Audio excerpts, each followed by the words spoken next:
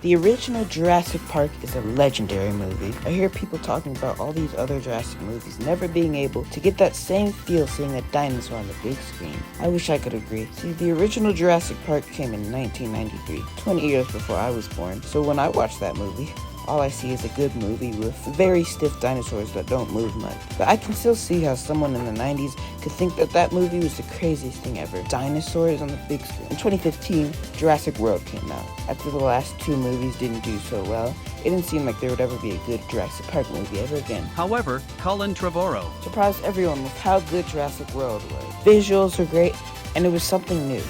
Sure, some characters were a little bit dramatic, or some were bland, but that doesn't change anything. After this movie, we were ready for what was next in the Jurassic World franchise. Well, at least Universal made $1 billion from these two. Jurassic World Dominion. It's a bad movie. While I was one of the few that liked Jurassic World Fallen Kingdom, Jurassic World Dominion just didn't do it for me. It was so boring, and the characters were in world building were so bland, and the dinosaur fights were lame.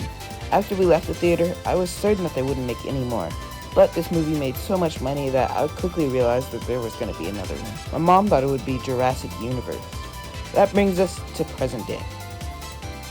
I'm going to be honest, this movie didn't look that good. I thought the trailer showed another bland movie. However, my mom wanted to see it, and I wanted to see a new movie, so I told myself I'd give this movie a try. I'm happy to say I'm glad I did. The reviews for this movie were saying that it's an okay movie, and they're right. The movie doesn't try anything new, and it plays it very safe. And I think that's what this franchise needed, a safe return to formula. I know a lot of people were disappointed with that, but I think if they tried something new, they wouldn't have known how to handle it. This movie definitely does a lot right. First off, the action.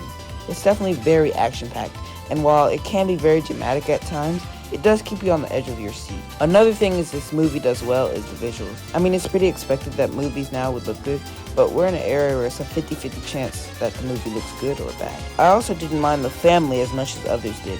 Sure, the boyfriend was a comic relief character and did not pull his weight or feel like he fit in with the others, but he wasn't as bad as people said he was. That being said, the movie's story is a mess. Like in all the other movies, there's a scene where they admire the big nice dinosaur, and it doesn't affect me on any way in any of the other movies, but I'm assuming this takes place after Dominion due to us seeing a dinosaur clogging traffic. So it's not really special when you know that they've seen big dinosaurs like this almost every day. Also, apparently there's just a new island that nobody ever knew about until now. Those are just my personal complaints though. Nobody really thinks about that while watching a movie. However, I did think that this movie went way too fast, which means the action scenes aren't as long and they don't get their time to develop. It also means the big, scary, and ugly xenomorph at the end is barely in the movie and doesn't get the time to be set up as a big, scary villain.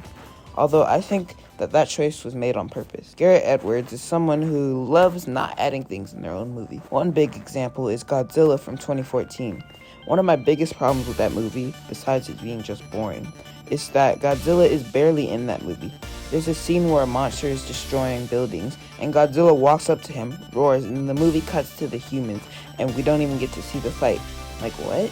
I came here to watch a Godzilla movie, not a bland main character in Scarlet Witch run away from Godzilla, which we don't even see movie. Apparently Godzilla is only in his 2-hour, 3-minute movie for less than 10 minutes. And while there's definitely still a lot of dinosaurs in this movie, they aren't in it enough for it to be that memorable. In the end, Jurassic World Rebirth is a step in the right direction.